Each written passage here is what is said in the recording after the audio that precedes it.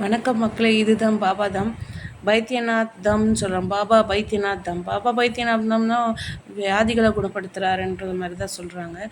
ராவணனுக்கு அந்த 10 தலையும் எடுத்துட்டு அவர் வந்து சிவன்கிட்ட கடுமையாக தவம் இருக்கிறாரு.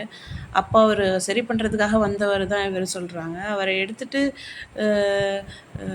லங்காக்கு கொண்டு போகணும் அப்படின்னு சொல்லிட்டு போகிற வழியில் விஷ்ணு பரமாத்மா வந்து சின்ன பையனாக வந்து ஏமாற்றி அந்த லிங்கத்தை வாங்கி கீழே வச்சிடுறாரு தரையில்.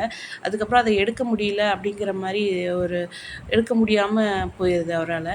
அதுதான் ஆக்சுவலாக சொல்லி கொடுத்துருப்பாங்க. அது அவர்கிட்ட வாங்கணுன்றதுக்காக தான் அவர் சின்ன பையனாக வந்து ஏமாற்றி வாங்கி கீழே வச்சிடுறாரு. அந்த சிவலிங்கம் தான் இப்போ வரைக்கும் இருக்கிறதா நம்பப்படுது. இதில் வந்து 12 ஜோதிர்லிங்கத்தில் இது ஒரு ஒன் ஆஃப் த ஜோதிர்லிங்கம்னு சொல்கிறாங்க. அப்புறம் வந்து இது சக்தி பீடத்துலையும் இது ஒன்று இருக்குது. இது வந்து சதியோட ஹார்ட் விழுந்த இடம் அப்படின்னு சொல்கிறாங்க.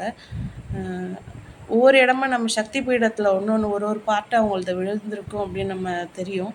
அந்த மாதிரி இதில் வந்து அவங்களோட ஹார்ட்டு விழுந்ததா இடமா சொல்கிறாங்க. அப்புறம் இங்கே பார்த்திங்கன்னா ரொம்பவே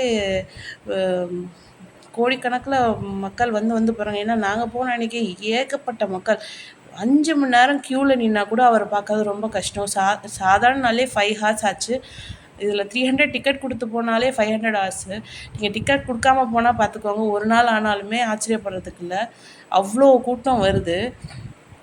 பார்த்திங்கன்னா ரொம்ப சின்ன கோயில் தான், ரொம்ப சின்ன இடமா தான் இருக்குது. அதுலேயே வந்து ரொம்ப நேரம் நிற்க வச்சு அனுப்புகிறாங்க, ரொம்ப சுற்றி அனுப்புகிறாங்க.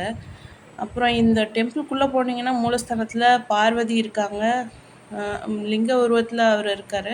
அப்புறம் பார்வதி கோயில் தனியாக இருக்குது, கணேச கோயில், ஹனுமன், காளி, லக்ஷ்மி நாராயணன் இவங்கெல்லாம் இருக்கிறாங்க.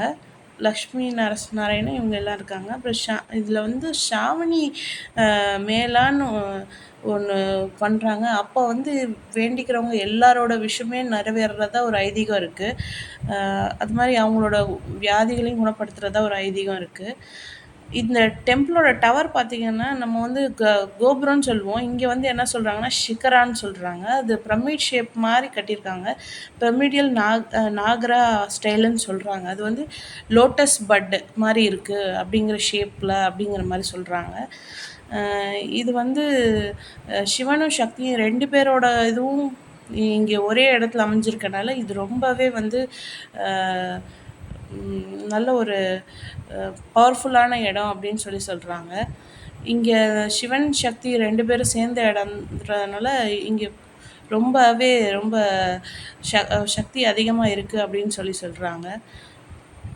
நாங்கள் இந்த கோயிலை உள்ளே போய் பார்க்க முடியல, ஆனால் வெளியிலே நின்று ஃபோட்டோ எடுத்துகிட்டு அங்கே கிடச்ச நானும் பார்க்கல, உள்ளே போக முடியல. அதனால சிவன் ஃபோட்டோஸ் எல்லாம் நான் டவுன்லோட் பண்ணேன். அதை தான் நான் உங்களுக்கும் சரி இதில் ஆட் பண்ணலாம் அப்படின்னு சொல்லிட்டு ஆட் பண்ணேன். ரொம்ப கூட்டம் நிறைய இருக்கும் எப்போவுமே, அதனால் பிளான் பண்ணி போங்க. சின்ன பசங்களாக இருந்தால் தண்ணி சாப்பாடு ஏதாவது எடுத்துகிட்டு போங்க, அதான் சேஃபு. ரொம்ப கூட்டம் ஜாஸ்தி, பிளான் பண்ணி போங்க.